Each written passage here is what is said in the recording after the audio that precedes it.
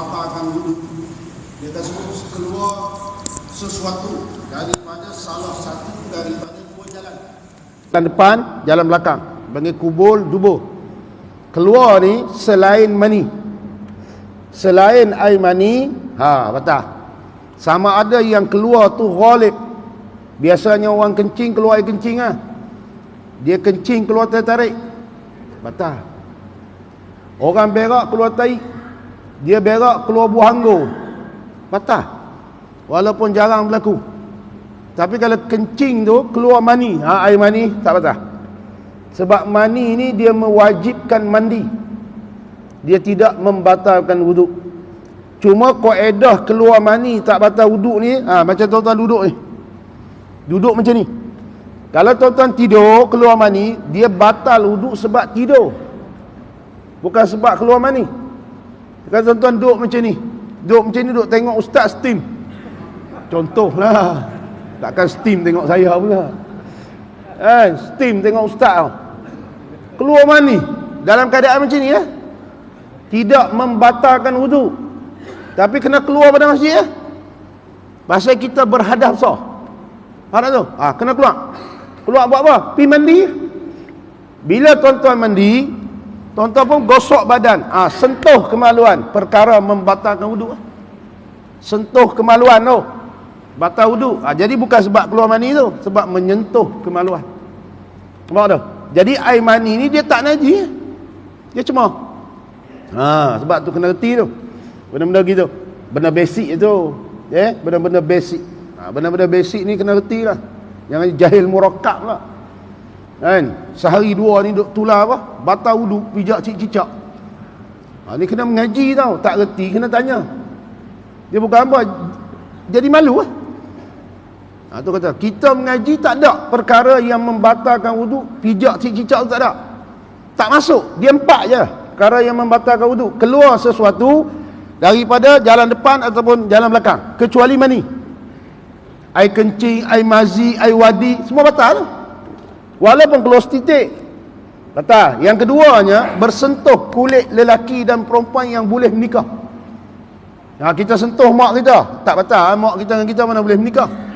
Perempuan yang kita boleh kahwin, bersentuh kulit tanpa berlapik, batal wuduk. Yang ketiganya batal wuduk, tidur ataupun hilang akal. Tidur tu hilang akal. Hilang akal ni pitam, pengsan, membatalkan wuduk. Kemudian yang keempat, sentuh kemaluan. Sentuh pula dengan perut anak jari ataupun perut tapak tangan. Bukan semua sentuh tu batal.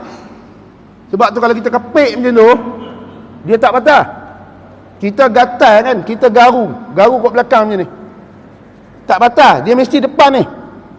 Ni dipanggil perut anak jari, ni perut tapak tangan. Sentuh macam tu, sentuh macam tu, sentuh macam ni tak batal. Sentuh macam tu, dia kena perut ni. Sebab bila kita buat tangan macam tu, hak mana hak dempek tu, tu dia panggil perut. Sentuh depan ni tak batal. Sentuh celah ni tak batal. Nampak tu? Tu kaedah sentuh tu. Bukannya sentuh semua batal. Nampak tu?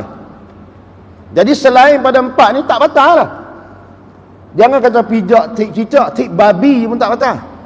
Tahu tik babi? Pijak, tik babi tak batal. Kecuali masa hang pijak, hang kentut, batal. Masa hang pijak, tik cicak tu, anjing pun keluar kat belakang, keluar kentut. Bermakna batal wuduk sebab kentut lah.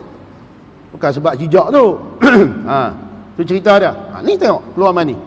Nak cerita air mani ni dia tak najis sebab tengok hadis ni. Dia kata hadis telah berkata Siti Aisyah radhiyallahu anha. Hadis ni berkisah ataupun kisah daripada perkataan Sayyidatina Aisyah. Sayyidatina Aisyah ni maklumlah, salah seorang daripada Ummul Mukminin. Yang ni Sayyidatina Aisyah kalau hiduplah kita haram nikahnya. Pasal dia ni Ummul Mukminin, mak bagi sekalian orang beriman. Tapi mak nisbah tak boleh kahwin. Sentuh batal wuduk. Itu beza dia. Isteri-isteri Nabi kita tak boleh nikah, haram. Tapi kalau bak wuduk tersentuh tanpa berlapik batal. Dia hukum tak boleh nikah. Dia bagi mak segala orang beriman. Tu ummahatul mukminin. Sayyidatina Aisyah salah seorang lah, isteri Nabi. Dan dia ni cerdik, antara isteri-isteri Nabi yang cerdik lah, Sayyidatina Aisyah. Tu kan kita cerita banyak kali dah. Kalau tuan-tuan pergi Raudah, ada satu tiang, nama tiang tu tiang Aisyah, tiang Sayyidatina Aisyah. Kedudukan tiang tu depan mihrab Nabi tu. Mihrab Nabi, bertentang depan mihrab tu ada sebatang tiang besar. Dia tulis atas tu Aisyah, tiang Sayyidatina Aisyah. Ulama ni letak nama tu sebab setengah orang sebut supaya orang tahu tempat yang paling banyak Nabi duduk ketika Nabi hidup dalam Raudah tu, di situ. Ada tu, di tiang Aisyah tu lah dijadikan tiang tu. Sebab Aisyah bila wafat Nabi, dia suka iktikaf di situ. Jadi dia tak cerita ke orang, melainkan seorang je. Setengah ulama kata nama dia Abdullah bin Zubair. Dia pernah cerita dekat Abdullah ni. Orang tanya dia ni, wahai ibu orang mukmin, kenapa bila aku tengok hang setiap kali masuk Raudhah hang duduk di situ? Jadi bawa Aisyah habaq. Aisyah kata, aku duduk di situ kerana tempat ni Nabi paling suka duduk dan Nabi lama duduk situ.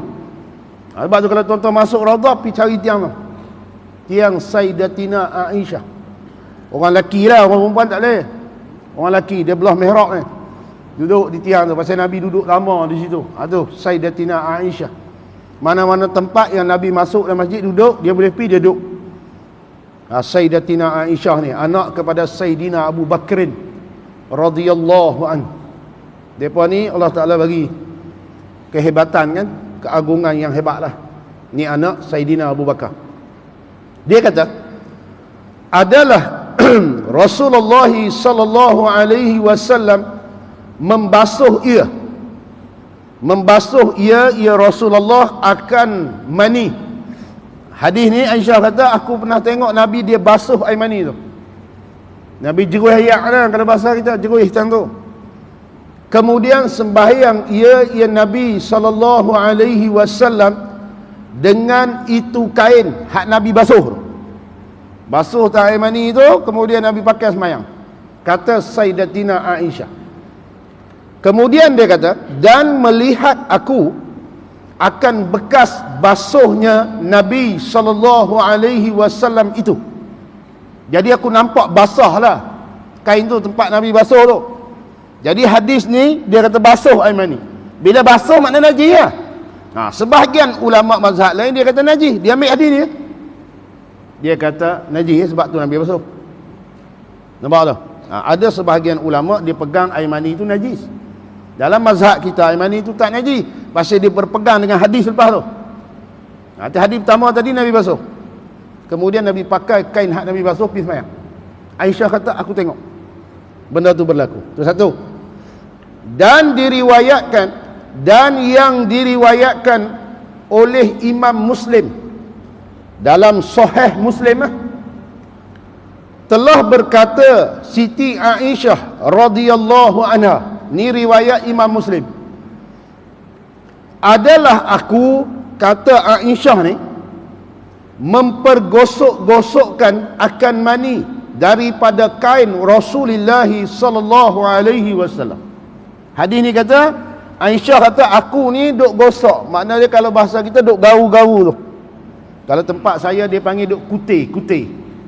Dia buat gitu. Orang panggil apa sini? Kita ambil kain tu ada benda kan, air mani kan, gitu. Kita buat gitu. Afrukuhu, mana aku duk garu-garu tu. Mempergosok-gosokkan akan mani dari kain Rasulullah. Kemudian sembahyang Rasulullah padanya, pada kain yang aku duk gosok. Mana tak basuh lah. Hadis tadi dia kata basuh. Hadis ni pula dia kata tak. Dia buat macam tu. Kemudian Nabi ambil kain tu pakai sembahyang. Ini dipegang oleh mazhab Syafi'i, air mani tidak najis. Sebab tu boleh, cuma tak gamak lah nak pakai. Tuan-tuan gamak pakai kan? Jubah penuh air mani main sembahyang. Gamak. Dia kata apa dia tu? ayat mani. Viral dengan orang mampui. Berkata apa punya Tok Imam. Tok Imam tu. Berkata Imam ni lah. Contoh. Orang kata tu dia Tok Imam kata hang tak mengaji ke Bulughul Maram? Oh kemah Tok Imam. Pasal apa? Bukan ngaji. Tapi cemar. Jadi kita tak gamak nak pakai. Tapi kalau pakai juga tak ada masalah apa. Pasal Aisyah kata aku duk buat macam tu je. Lepas ni tu bila dia kering. Aku pun garu-garu ke tu. Lepas tu Nabi make kain tu pakai semayang. Cuma yang orang tak pakai bila air mani kain ni, salah satu orang cermat. Berhati-hati. Pasal rolek dia gini. Sebelum air mani keluar, dia takut keluar air mazi. Tuan-tuan faham tak? Okay? Sebab tu ada sebahagian ulama dia tanggung basuh tu takut keluar air mazi. Sebab air mazi najis. Wajib basuh. Tapi kalau air mani betul, dia tak najis. Itu hadis yang kedua tu. Yang pertama tu basuh. Sebahagian mazhab ataupun ulama dalam mazhab ni dia tanggung kata basuh tu sebab ada mazi. Walid dia kan nak keluar air mani, dia keluar air mazi. Air yang keluar ketika syahwah kemuncak panggil. Dia keluarlah tu air tu, dia bagi mazi. Jadi basuh sebab air mazi, tanggung itu. Hak ni tak basuh sebab memang air mani, nak basuh buat apa? Sebab tu Aisyah kata aku garu macam tu je. Mempergosok-gosokkan akan mani.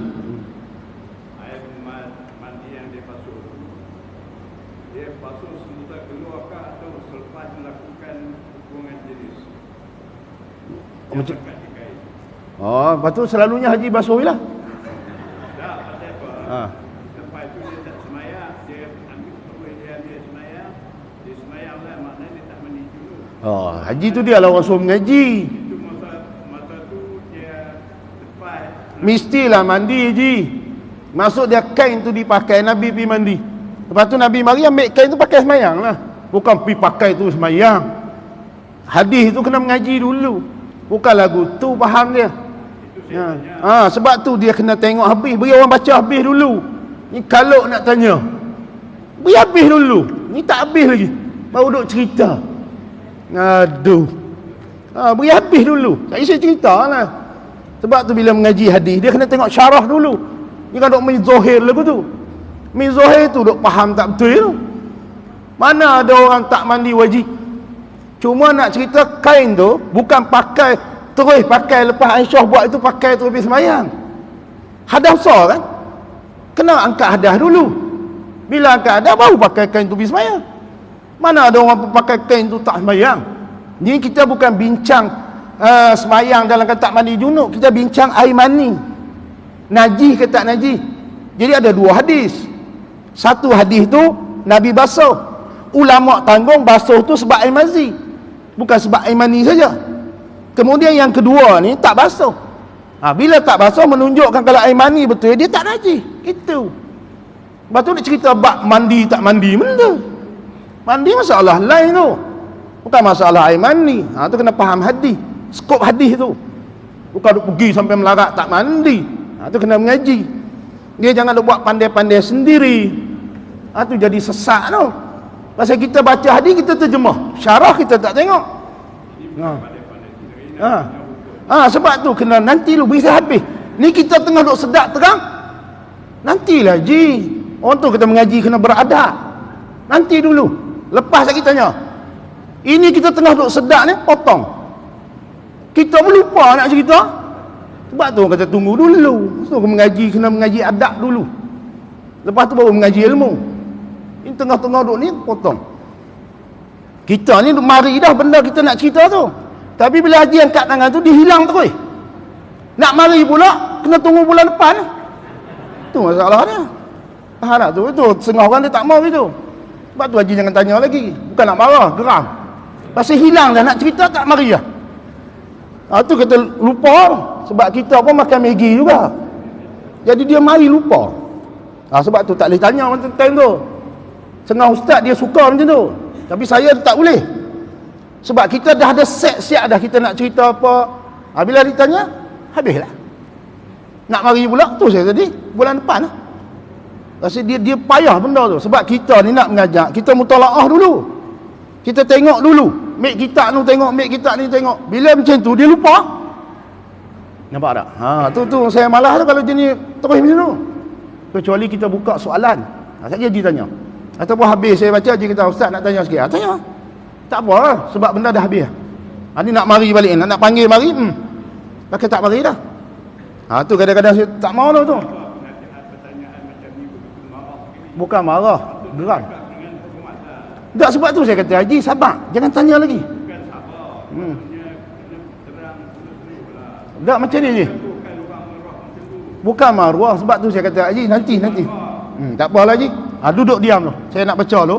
Sekejap lagi tanya, nak tanya beberapa soalan saya bagi. Tunggu sat. Ini lupa dah. Tengok hadis pun nak cerita pun tak tahu dah. Okey, jadi ada dua hadis. Satu hadis dia kata apa? Basuh. Satu hadis lagi dia garu saja, tak basuh. Jadi dalam mazhab Syafi'i, ulama dalam mazhab Syafi'i dia pegang hadis ni lah, mengatakan air mani itu bukan kategori najis. Tapi kenapa dia bubuh dalam bab najis? Kenapa air mani ni ada satu hadis tadi dia bubuh dalam bab, kalau kita tengok sini dia kata bahagian menghilangkan najis. Pasal apa air mani duduk dalam bahagian tu? Pasal dia ambil hadis pertama tu, Nabi basuh. Sebab tu dia sebut najis. Setengah mazhab. Najis tu pula mazhab ulama dalam mazhab Syafi'i dia tanggung hadis tu kenapa Nabi basuh. Kita sebut tadilah air mazi. Golek dia bila nak keluar air mani dia akan keluar air mazi. Bila keluar air mazi setitik pun najis. Air mani ni akan keluar bila segelas ke sekolah ke dia tak najis. Sebab dia bukan dalam kategori najis. Tu dua hadis tu. Kena faham boleh tu. Jadi kita duk pegang apa lah ni? Pegang mazhab kita lah. Air mani tidak najis, tetapi mewajibkan mandi. Bila wajib mandi, kena mandi dulu lah. Bila mandi, bau. Lepas pada mandi tu, pergi semayang. Pasal kita berlaku hadas besar. Itu hadis yang kedua. Kemudian dia kata, dan lagi yang diriwayatkan Muslim juga, berkata Siti Aisyah radhiyallahu anha, adalah aku mempergosok-gosokkan aku akan mani pada kain Rasulullah pada ketika keringnya dengan kuku-kuku. Tu baru tu. Bila kering. Masa basah tu bila sentuh basah lah, tapi dia tak najis lah. Tangan tu tak basuh pun tak apa. Tapi bila kering baru dia boleh buat macam tu. Maknanya dia macam hingus tu. Hingus ni masa basah tu kita buat ni dia tak hilang. Dia duduk situ lah. Tapi bila dia kering, kita buat macam tu, kutip macam tu, dia jatuh. Keping tu. Aisyah kata aku pernah buat lagu tu. Air mani tu. Bermakna sentuh air mani pun tak batal. Tidak membatalkan wuduk dan tak jadi najis. Kita sentuh air mani, kita pergi pegang baju kita pula. Tak najis. Tu kaedah dia. Tu, tidak dia tak buat macam tu. Tidak Aisyah tak buat lagu tu. Tu hadis dia.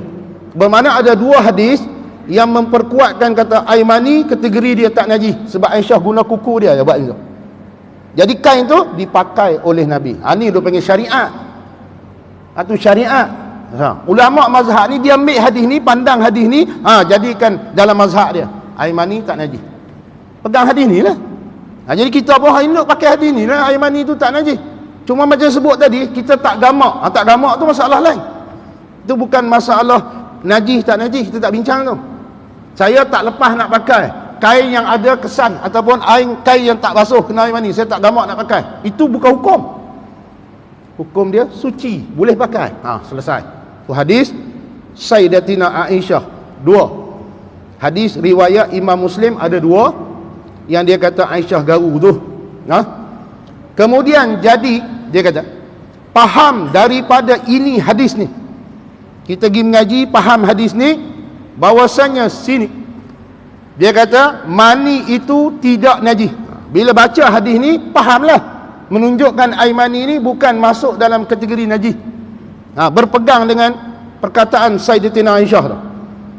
Kerana jikalau sekiranya najis, kalaulah fadu takdir air mani itu najis, tentu Rasulullah sallallahu alaihi wasallam menyuruh membasuhnya dengan air.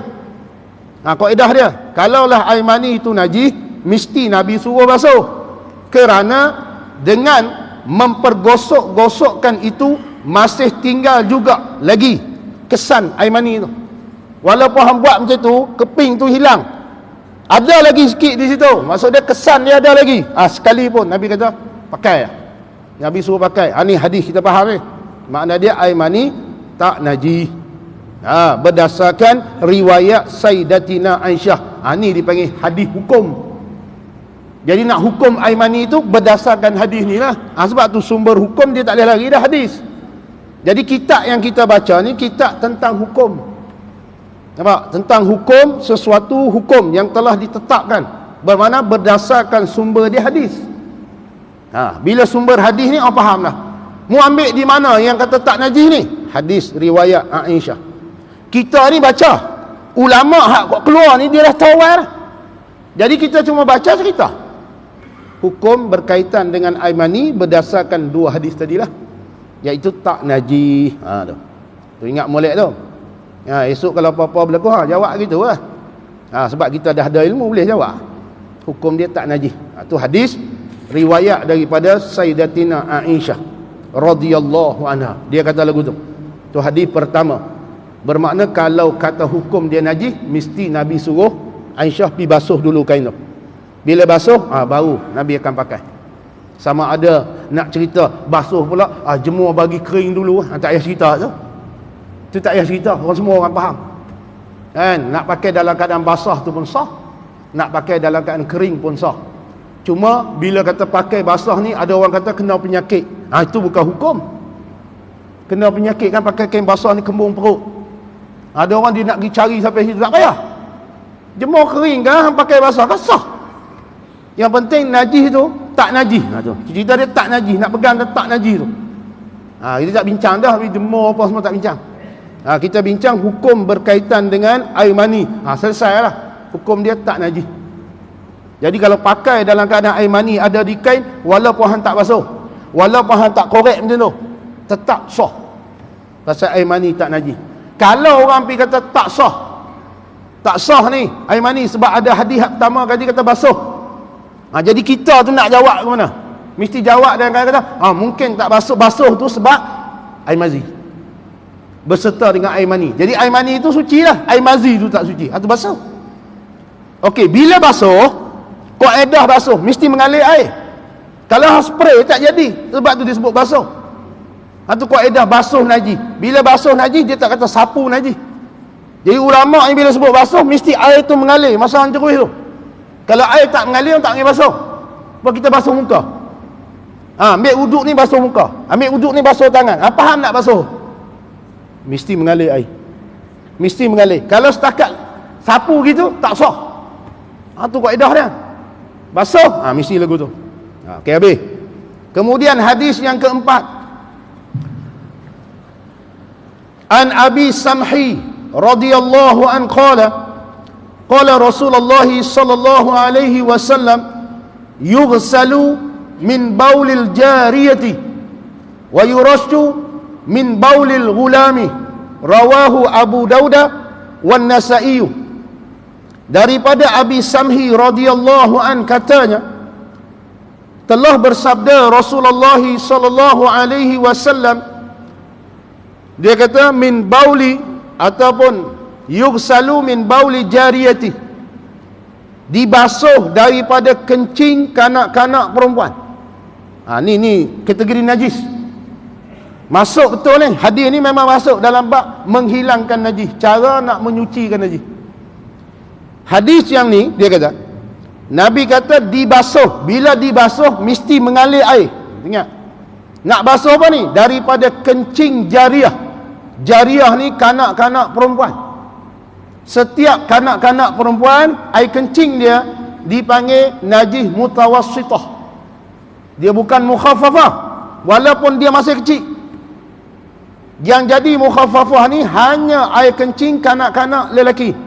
Tu pun dia ada syarat dia lah. Saya cerita.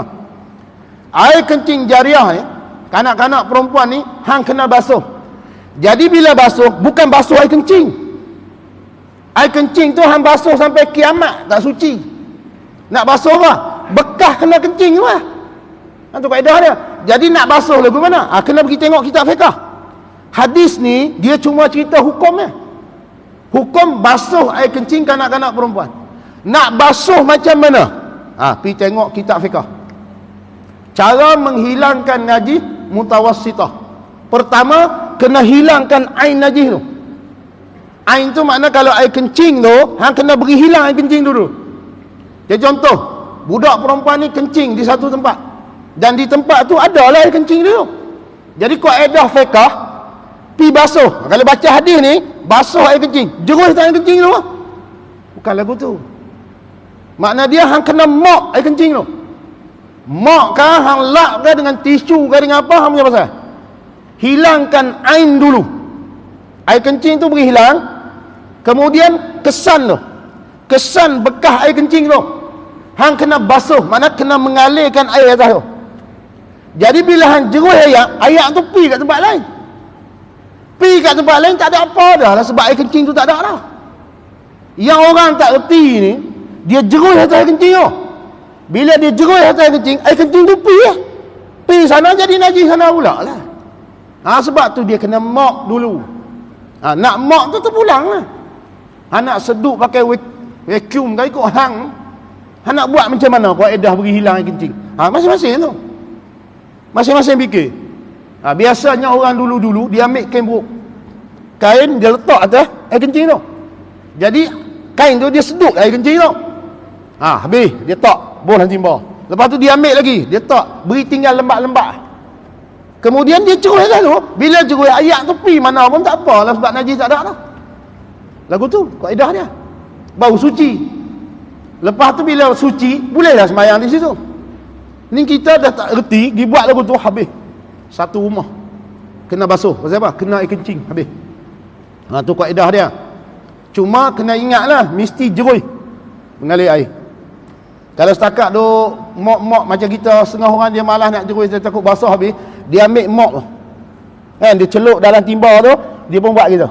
Lepas tu dia angkat mop tu, dia buh balik dalam timba, bungkui. Habis lah.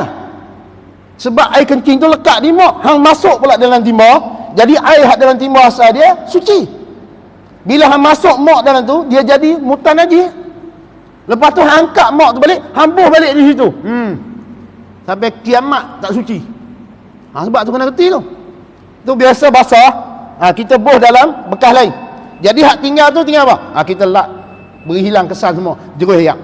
Lepas tu mop, jerus ayak, mop. Kalau kata sekali kita jerus itu, warna bau semua tak ada dah, suci ya? Cuma tu beza air kencing kanak-kanak perempuan dengan kanak-kanak lelaki. Kanak-kanak lelaki tak payah jerus. Tu Nabi sebut tu, air kencing kanak-kanak lelaki ni, dia kata dibasuh ataupun dijerus daripada kencing kanak-kanak perempuan dan dipercikkan. Ini mukhaffafah. Kencing kanak-kanak lelaki dia tak masuk dalam kategori mutawassitah, dia jadi mukhaffafah. Mukhaffafah ni makna dia percik je air atas tu, bukan atas kencing tu. Dia kena mop kau macam tadi tu. Hilangkan air najis. Kalau contoh gini, anak kita kencing di satu tempat tu, dan anak kita ni anak lelaki, umur berapa? 2 tahun ke bawah. Tu syarat dia. Dia umur 2 tahun dan dia tak makan benda lain kecuali susu. Makan atau meminum susu pula atas jalan mengenyangkan. Tu kena faham tu. Kanak-kanak lelaki yang umur 2 tahun ke bawah, lebih pada 2 tahun dia tak masuk mukhaffafah, dia jadi mutawassitah. 2 tahun yang dia makan atas jalan kenyang, susu je. Susu mak dia kan, susu apa tak kisahlah, janji susu. Lain pada susu dia tak makan. Air kencing dia bau kategori boleh percik. Kalau dia makan dah selain pada susu, nestom pun dia makan dah, bubur air, nasi bubur pun dia makan, itu bukan mukhaffafah. Walaupun umur dia setahun lebih. Kan ada orang kadang-kadang dia suap anak dia dah, makanan selain pada susu. Dia buat nestom tu, yang tu dia tak jadi mukhaffafah, tak boleh percik. Dia kena jerui macam hak perempuan tadi tu, kanak-kanak perempuan. Yang ni tak percik je. Nak percik lagu mana? Kaedah dia, hilangkan air najis tu dulu. Anak kita kencing nampak air tu, kita pun mop lah air tu beri hilang. Tinggal apa di situ? Tinggal lembak-lembak je. Kemudian kita ambil satu air mutlak, kita percik lagu tu atas dia. Kita celuk tangan lah. Bila kita celuk tangan dalam air tu, sekejap lagi jadi mustakmal pula. Dia bukan mustakmal. Mustakmal ni bila kita guna selepas guna fardu. Jadi masa kita angkat satu kolej tu ataupun satu cebok tu, kita celuk tangan. Celuk tangan dalam tu, dia tak jadi mustakmal. Kita pun ambil, kita percik lah. Ataupun beli tu yang untuk spray pokok bunga tu. Tu, bubuh ayat tu spray tu boleh kena semua tempat tu. Lepas tu boleh sembahyang dah atas tu. Bermakna dia paling mudah basuh. Ngaji mukhaffafah. Itu beza dia. Tapi kena ingat kan, dia tak makan benda lain. Yang ni penting ni. Kecuali atas jalan kenyang, susu dia. Ingat mulai tu. Dia makan, minum susu. Biasa kita sebut makan lah sebab saya makan susu. Tak kita tuan tanya pula, mana ada susu makan? Pening pula aku. Sebab di sana kami panggil makan. Makan nasi, makan air, sebut gitu. Sini dia minum. Kalau benda untuk minum, dia sebut minum. Jadi makan nasi, minum air. Jadi budak lelaki ni umur 2 tahun ke bawah. Naik ke atas tak mau, 2 tahun ke bawah. Dia makan, minum susu je. Kalau buah makan ni, dia makan susu je. Kalau minum, dia minum susu je. Minum pula untuk kenyang. Bukan minum ni macam kita duk minum tu. Kita minum tu bukan nak kenyang, nak sedap. Yang ni memang dia makanan dia untuk kenyang perut dia, susu. Budak tu lah dia panggil kencing dia mukhaffafah. Lepas tu ada orang pergi tanya pula. Dia kata, Ustaz, habis yang mereka duk belah mulut tu. Belah mulut tu. Jadi dia dah pernah masuk sesuatu yang lain pada susu lah. Buah kurma. Tu kita kena faham ayat mengenyangkan. Ada dia makan buah kurma tu satu kotak. Orang belah mulut tu, dia pakai sekotak kurma kan sebiji ya. Bermakna dia makan kurma itu bukan atas jalan kenyang. Bila bukan atas jalan kenyang, masih lagi lah mukhaffafah, walaupun masuk benda lain. Boleh faham tak tu? Dia nak faham kata makan sesuatu atas jalan kenyang. Jadi duk belah mulut tu bukan beri kenyang. Itu ambil sunnah je belah mulut, tahnik tu. Kita bubuh, tok guru atau ustaz tu makan buah kurma kan, bagi lembek-lembek sikit, ambil, debuh lah, di langit-langit budak-budak tu, budak bayi tu. Kemudian dia ambil air zam-zam kan, ataupun setengah tu dia buh kurma tu sekali air zam-zam. Dia buat macam tu lah, bagi hancur kurma tu, dia buh beri manis-manis, dia jolok budak tu. Jadi ada orang dia kata, budak ni air kencing dia bukan mukhaffafah sebab dah masuk benda lain. Tu kena mengaji. Masuk benda lain tu tak ada masalah. Kenyang, untuk kenyang ke bukan? Kena tengok di situ. Kita belah mulut bukan untuk kenyang, kita ambil sunnah saja. Jadi yang dia duduk kenyang selama ni, dia makan apa? Susu mak dia. Mukhaffafah. Ada orang tanya pula, kalau bukan susu mak dia, susu kambing je, susu tin tu, minum susu tu, adakah dia masih kategori mukhaffafah? Ya, susu. Tak kira susu apa. Cuma nak cerita kelebihan susu ibu lah, tu bak kelebihan. Bak cerita dia tetap minum susu. Orang panggil susu lah, walaupun kambingnya. Susu kambing, susu lembu. Kadang-kadang perempuan ni bila dia beranak, dia kerja. Bila kerja ni dia bukan boleh menyusu selama-lamanya. Jadi dia buat tentatif lah macam mana cara dia. Okey, awal-awal ni dia tak apalah, dia beri minum susu dia. Mama dia beri ajar minum susu lembu. Spray ke, tak kira lah, Nestom ke benda ke, susu, jenis susu, bukan Nestom, susu. Air kencing dia masih kategori mukhaffafah. Bila mukhaffafah, macam tu lah, kecil. Selesai. Itu hadis berkenaan dengan hukum air kencing kanak-kanak perempuan, air kencing kanak-kanak lelaki. Lain pada kanak-kanak lelaki yang umur 2 tahun ke bawah, ke atas ke bawah, semua tu masuk kategori mutawassitah. Satu hadis Nabi kata badui kencing tu. Orang badui masuk dalam masjid, mungkin dia tak ada adab kot. Dia orang ulu kan. Dia main-main, dia masuk masjid, dia pergi kencing. Bila kencing, Nabi tengok, sahabat tengok. Sahabat ni jerkah lah, marah lah pasal hampir kencing dalam masjid. Nabi kata jangan marah, biar dia kencing. Kemudian Nabi ajar, sebab dia bukan kategori percik, sebab dia bukan mukhaffafah. Itu Nabi tunjuk cara basuh najis mutawassitah, mesti lalu air. Cuma dalam masjid tu dia pasir. Bila pasir jerui atas tu je, dia terbenam lah. Mana pasir tu sedut air tu. Air kencing tu duduk atas pasir, jerui ayak tu atas pasir tu. Dengan timba air. Ataupun ada hadis dia sebut beberapa timba air. Selesai lah. Boleh dah semayang kat tu. Pasal dia kategori mutawassitah itu. Bukan mukhaffafah. Ada orang tengok, sepatutnya najis ni dia boleh basuh dengan cara mudah, dia pergi basuh dengan cara mutawassitah. Sah ke tak sah? Suci ke tak suci? Suci.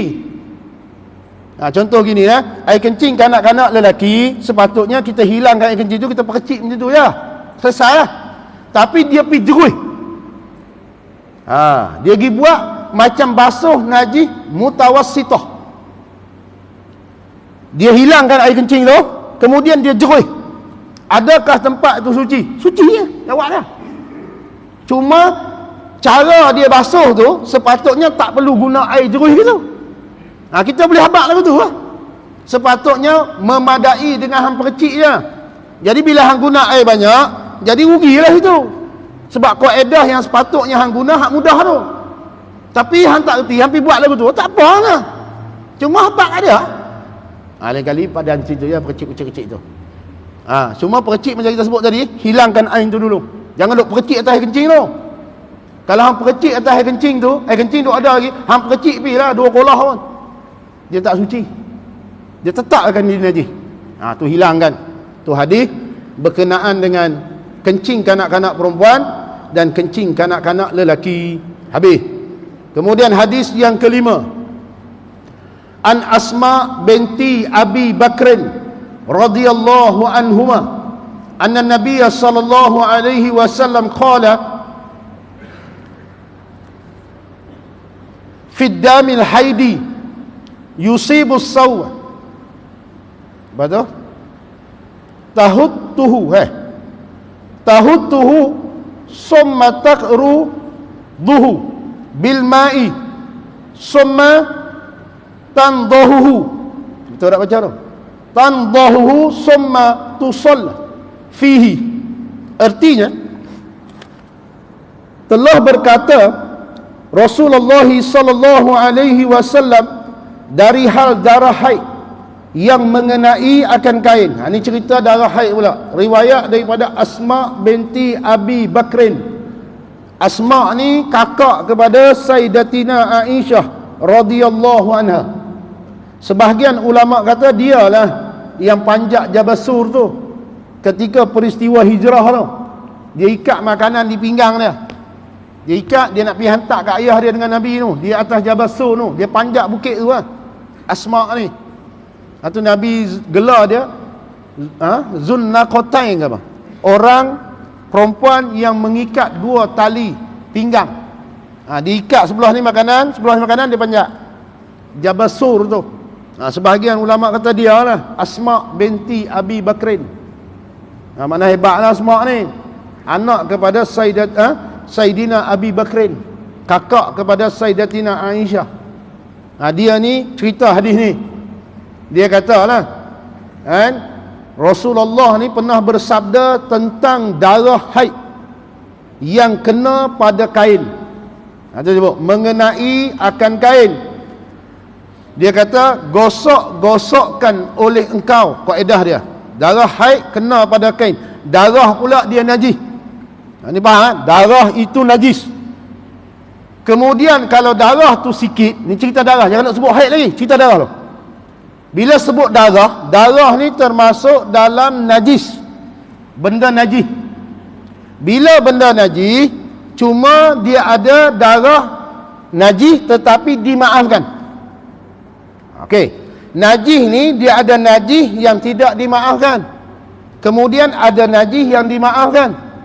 Antara najis yang dimaafkan sedikit darah. Tak cerita haid sedikit darah termasuk dalam kategori najis yang dimaafkan. Jadi boleh sikit-sikit tu tak apa. Bila sikit ni, sebahagian ulama fiqh ni dia nak beri faham lagi, sikit tu tara mana? Dia sebut uruf. Uruf ni kebanyakan orang bila tengok darah ni, tara ni, dia kata sikit. Pakai uruf tu lah. Kita tak payah bincang, kata uruf. Kebanyakan orang kata sikit tu. Tanya orang ni sikit je, tanya orang ni sikit je. Sikit je tu. Tu kaedah dia. Wih, ni banyak ni. Ni banyak ni. Ada bukan urus dah sikit tu. Jadi kena basuh.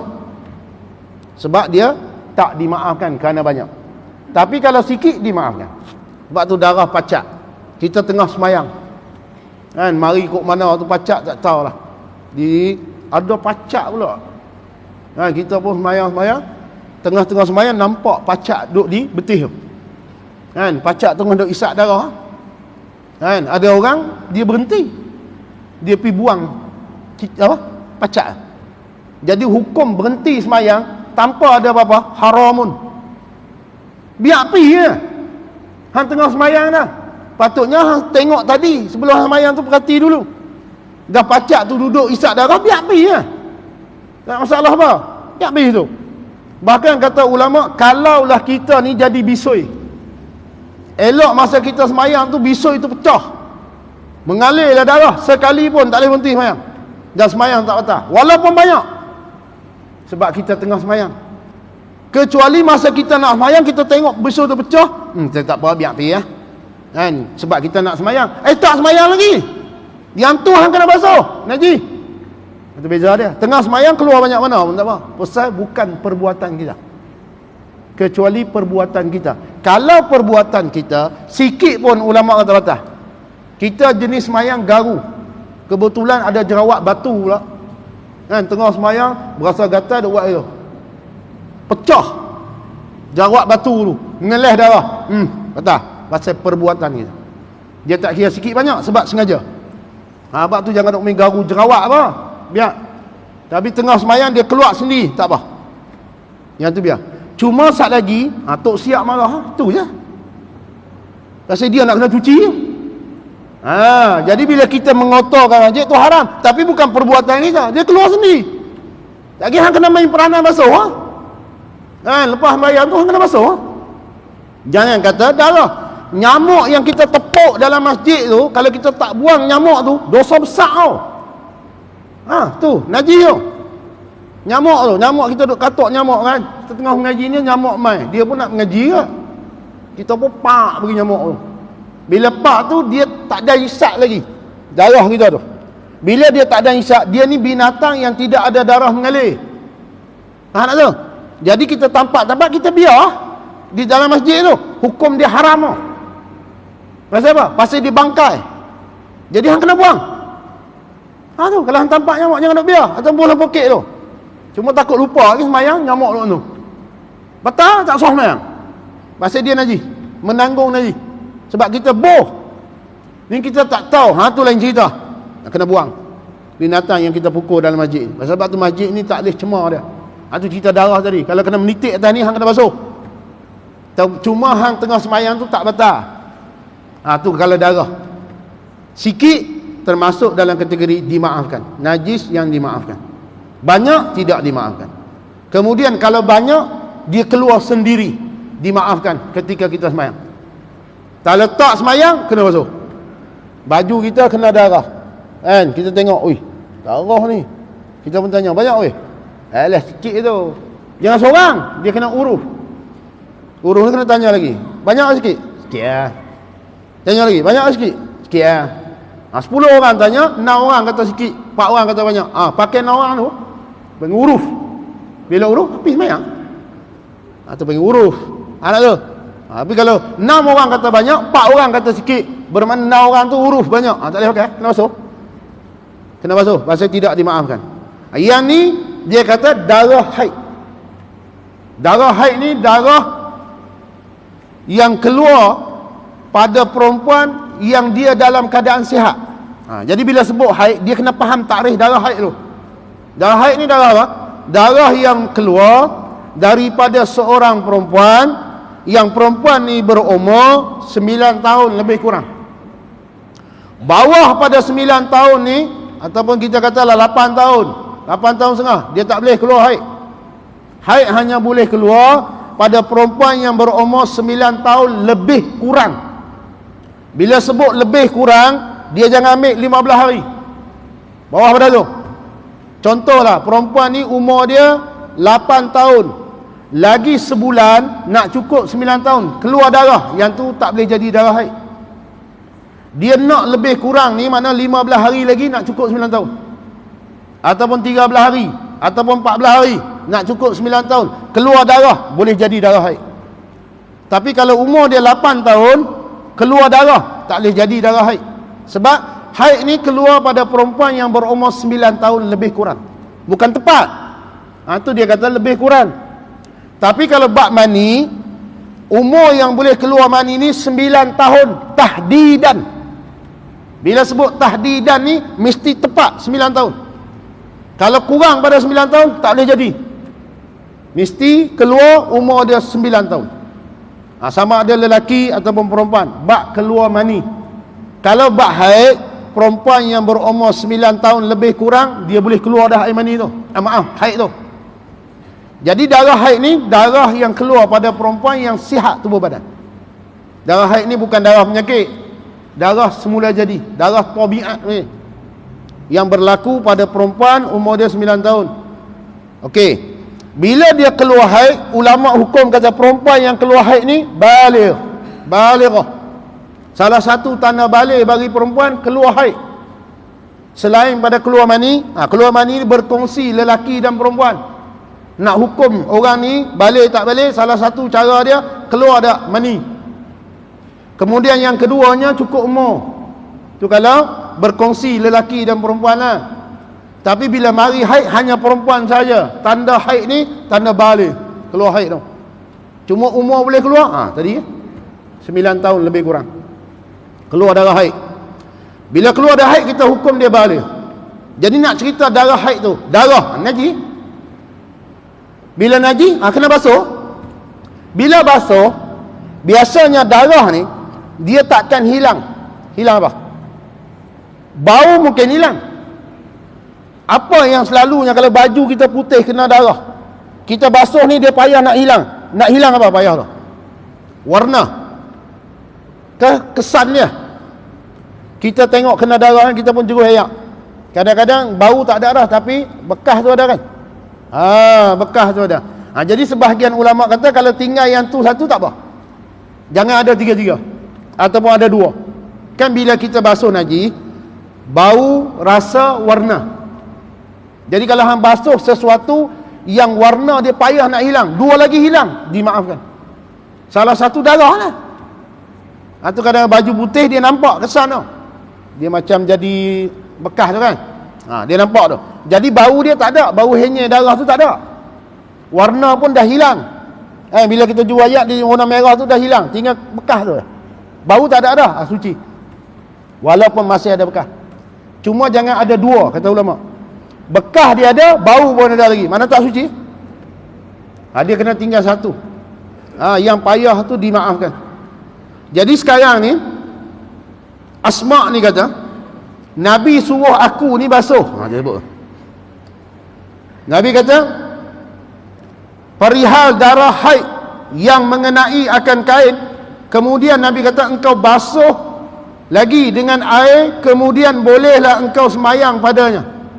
Makna dia kena basuh juga kain yang kena darah haid, sebab dia najis.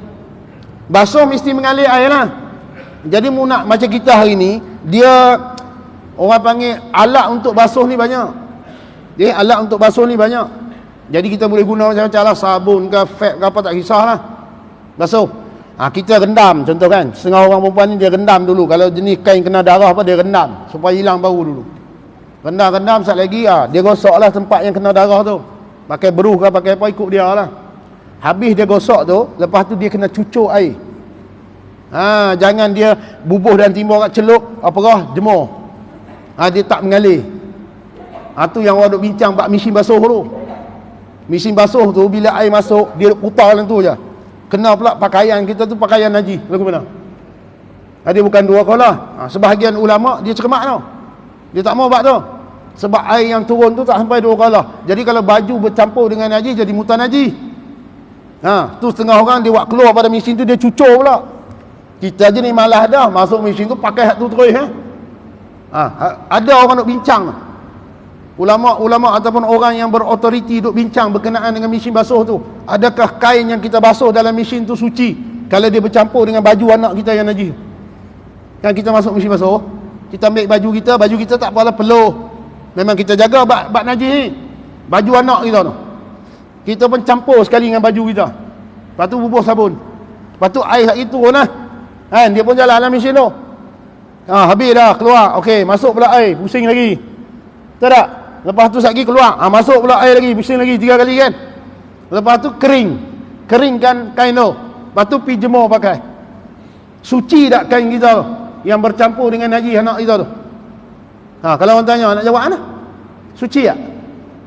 Jadi tuan-tuan duk guna mesin ni, tuan-tuan cucur balik tak? Buat keluar balik, jeruh dulu, lepas tu keringkan semula, gitu. Tak, betul tak? Kita pakai buah tu je.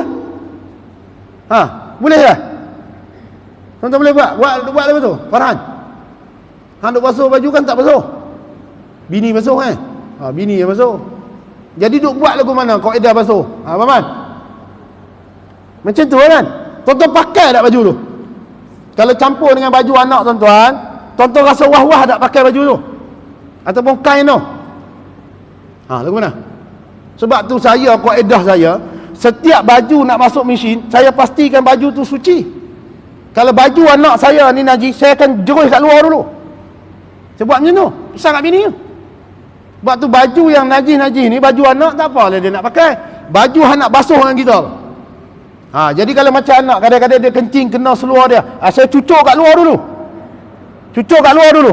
Lepas tu bila cucur tu dia dah basah dah, baru saya buang dalam mesin. Sebab dia ambil baju kita campur tak ada apa, sebab dia tak ada najis lah. Tu cermat.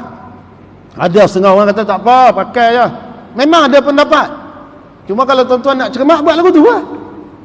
Setiap baju yang tuan-tuan rasa najis, cucur dulu baju tu. Mana dia? Jeruh dulu dengan air yang mengalir sebelum masuk mesin. Cuma kalau kita pergi 24 jam, nak jeruh sana 24 jam, hampir jeruh depan kedai dia, mengamuk. Jadi hang kena jeruh di rumah sebelum hang pergi masuk mesin tu. Kalaulah baju tu, baju anak hang semua, tak ada campur baju kita, make satu mesin tu, boh baju dia je, baju anak kan, pulanglah tu. Tapi Islam ni dia bab kebersihan. Tu kena jagalah. Sebab tu kalau kita gosok dulu, hilangkan najis tu dulu, lepas tu kita campur dengan baju kita, tak apa dah, sebab dia tak ada najis dah. Sekali dia mesin, dia pusing, dia kering, semua tak ada, habis semua pakai. Saya memang pesan lagu tu. Sebab ada setengah orang ulama ni dia sebut gitu, cermat. Setengah orang kata tak apa, sebab air yang keluar tu dia salin kan, dia pakai kaedah salin air. Air hak lama tu dia keluar, lepas tu dia keluar air baru 3 kali kan, air tu duduk keluar. Jadi dia kata boleh pakai. Dan memang ada pendapat tu. Cuma tu saya tanya tu, berasa wah-wah tak? Berasa suci ke tak suci? Suci tak suci? Berasa tak benda tu? Tu kalau berasa tu nak cermat lah. Kita tak apa, pakai tu lah. Tu pulang lah. Cuma kadang-kadang anak ni berak lah seluar ke apa, ada taik tu di seluar tu lekat tau. Jadi kita boh sekali baju jubah kita ke, serban kita, jadi mutan najis. Sebab tu jeruh dulu di luar. Cara yang paling selamat. Jadi Asma kata Nabi suruh basuh lagi. Selagi tak hilang, kita kata tadi, warna, bau, rasa tu. Tapi tak ada lah orang nak pergi rasa darah haid tu. Tapi dia memang sifat najis lagu tu. Macam sifat air, bau, rasa, warna. Jadi kaedah mudah, tengok ada lagi tak warna dia? Tak ada dah. Bau dia ada lagi? Tak ada dah. Yang cuma ada kesan dia saja, dimaafkan. Kalau tak basuh pakai terus tak sah. Sebab darah haid ni najis. Tu. Kemudian Nabi kata, kemudian engkau basuh lagi dengan air. Dia kata aku ni gosok mula-mula tu. Nabi kata gosokkan oleh engkau akan dia. Buat gitulah, kalau kaingan kita buat gitu. Kita jual kita buat gitu. Lepas tu Nabi suruh basuh lagi, beri air mengalir. Setakat mu duk gosok-gosok gitu, tak ada air mengalir, tak ada lagi. Mu kena juru beri air mengalir. Nanti buka paip, tak dah buat itu. Hilang dah bau. Beri. Bau sabun tu. Suci. Pergi jemuk. Pergi jemuk. Lepas tu pakai kain tu. Basah najis. Jadi darah haid, air kencing, air mazi, air wadi, bukan air mani, kategori dia najis. Air mani saja kategori dia suci. Itu dalam bab najis. Habis. Kemudian hadis yang ke-6, an Abi Hurairah radhiyallahu an qala qalat khawlatun ya Rasulullah fa in lam yadhhabid damu qala yakfikil ma'u wa la yadurruki asaruhu. Ini hadis yang keenam. Dia kata, telah berkata seorang perempuan yang bernama Khawlah, ya Rasulullah, maka jika tidak pergi itu darah bagaimana? Darah tu dia tak pi, duk ada lagi walaupun kita dah basuh. Berkata Rasulullah sallallahu alaihi wasallam, memadai akan engkau air saja. Kalau darah tu masih ada, mempadan dengan air saja. Dan tidak mudarat akan engkau bekas dia. Kesan darah tu tak dimudarat, mana menghilangkan bau, warna dia. Kesan tu ada lagi, tak apa. Sebab darah ni dia payah nak hilang kesan dia. Tu Nabi sebut dalam hadis ni. Sebab tu ulama kata kesan darah itu dimaafkan pasal dia sukar. Cuma kita hari ni dia ada alat kan, ataupun jenis alat untuk basuh lah, serbuk apa semua, dia boleh menghilangkan dengan kesan-kesan. Lagi bagus lah. Cuma kalau kita basuh-basuh ni tak hilang juga bekas tu, tak apa. Nabi kata tak beri mudarat, boleh pakai semayang, pakaian tu. Maksudnya kalau sekiranya darah itu tidak juga habis bekasnya, kesan dia tu duk ada juga, sudah dikerjakan sebagaimana yang disuruh oleh Rasulullah. Nabi ajak cara ni basuh, hang buat dah semua tu, duk ada juga. Pada hadis nombor 5 tu, pada hadis nombor 5 tu hang buat dah ada lagi, maka tidak perlu dibersihkan dengan yang lain lagi. Hanya cukuplah sehingga air sahaja, biar bekasnya masih tinggal juga. Walaupun bekas dia masih ada, kita dah jerus dengan air dah. Padan Nabi kata pakai tu. Tak payah duk cari alat lain nak beri hilang bekas, tak payahlah. Pasal dia tidak memberi mudarat. Tu kategori darah haid, habis. Kemudian dia kata bahagian wudu. Berhenti tu. Pak Ibrahim. Okey Pak Ibrahim. Jadi saya minta maaf kat Pak Ibrahim, sebab saya tak boleh kalau macam dia terkejut. Jadi kalau Pak Ibrahim rasa saya ni wajak, saya minta maaf lah kat Pak Ibrahim. Jadi tuan-tuan pun saya minta maaf lah. Pasal kita bila macam tu, kita dah hilang lah. Cuma saya minta maaf lah kalau saya silap. Lepas ni pun kalau tak panggil pun saya tak main lah. Tak ada masalah lah. Kita pergi tempat lain. Sebab mungkin orang tak boleh terima dah. Ni saya duk rasa lah, lepas ni orang tak boleh tahu ustaz ni tak ada adab. Tak apa, tak usah panggil saya tak main dah. Saya boleh pergi tempat lain. Cuma saya nak pesan gitulah, beri habis. Habis tu tuan-tuan tanya, saya boleh jawab. Kalau yang saya tak mampu jawab, saya tak jawab. Itu je kaedah dia. Minta maaf banyak-banyak. Pasal kita pun terkejut kan, tengah duduk sedap. Jadi lagu tu lah, minta maaf banyak-banyak. Wallahu a'lam. A'udzubillahi minasyaitonirrajim. Bismillahirrahmanirrahim. Alhamdulillahirabbil alamin. Wassalatu wassalamu ala asyrafil anbiya'i mursalin wa ala alihi washabihi ajmain. Allahumma ta'ala namtarifin warzuqna rabbi faman nabiyyin wa mursalin. Wassallallahu ala sayyidina Muhammad walhamdulillah.